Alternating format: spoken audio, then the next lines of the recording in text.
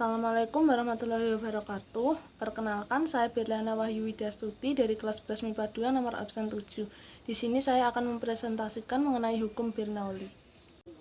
Yang pertama adalah sejarah Bernoulli. Daniel Bernoulli dilahirkan di Belanda 8 Februari 1700, tetapi memutuskan menetap di Swiss sejak usianya 5 tahun. Berasal dari keluarga matematikawan Eropa, membuat Bernoulli dan saudara-saudaranya dididik untuk mengikuti jejak keluarganya, walaupun bidang yang mereka geluti tidak sama. Daniel Bernoulli dikenal sebagai anak yang cerdas. Ia telah menjadi dokter sebelum menginjak usia 21 tahun. Namun, karena pada dasarnya Bernoulli adalah seorang ilmuwan yang lebih senang melakukan riset ilmiah, ia tidak pernah melakukan praktik sebagai dokter. Berikutnya adalah fenomena yang mendasari konsep Bernoulli. Bernoulli menerbitkan hidrodinamika yang membahas secara baik gerakan cairan. Ia menjadi ilmuwan pertama yang memahami konsep konservasi energi. Menurut Bernoulli, gerakan cairan memberikan energi kinetik, sementara tekanan cairan memberikan energi potensial. Cairan yang ditingkatkan kecepatannya harus dihilangkan tekanannya agar energinya bergerak konstan. Hidrodinamika memuat hasil riset terpenting Bernoulli yang menghasilkan prinsip Bernoulli. Sementara kecepatan cairan yang bergerak itu bertambah, tekanan di dalam cairan tersebut berkurang. Prinsip itu berlaku bagi unsur gas maupun cairan. Berikutnya adalah persamaan Bernoulli. Persamaan Bernoulli erat kaitannya dengan tekanan, kecepatan, dan ketinggian.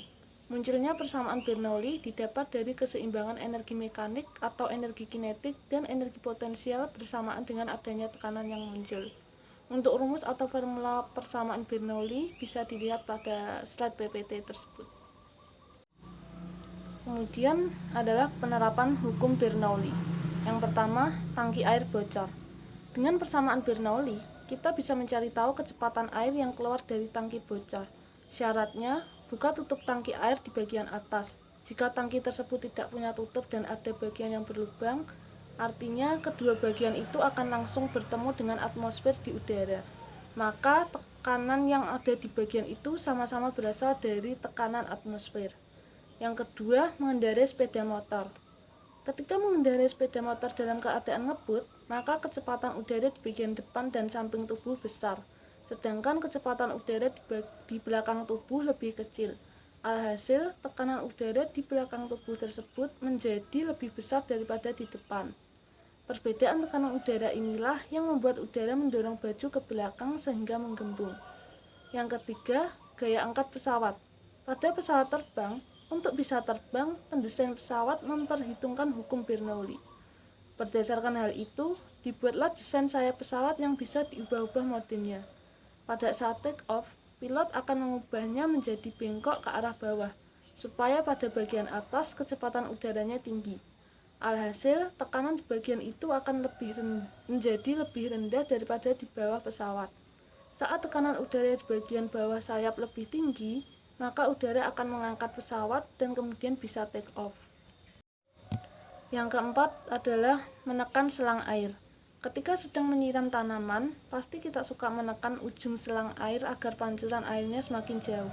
Hal ini berkaitan dengan persamaan Bernoulli. Semakin kecil luas permukaan benda, maka akan semakin besar tekanannya, sehingga menyebabkan energi kinetiknya juga semakin besar. Yang terakhir yaitu cerobong asap. Cerobong asap yang baik akan tersambung ke ruangan yang tertutup.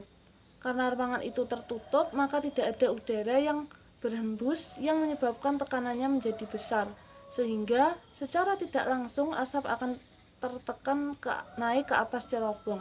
Begitu juga pada bagian atas cerobong.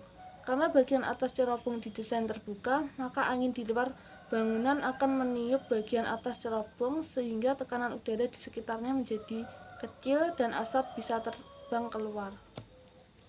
Demikianlah presentasi yang dapat saya sampaikan. Kurang lebihnya mohon dimaafkan. Wassalamualaikum warahmatullahi wabarakatuh.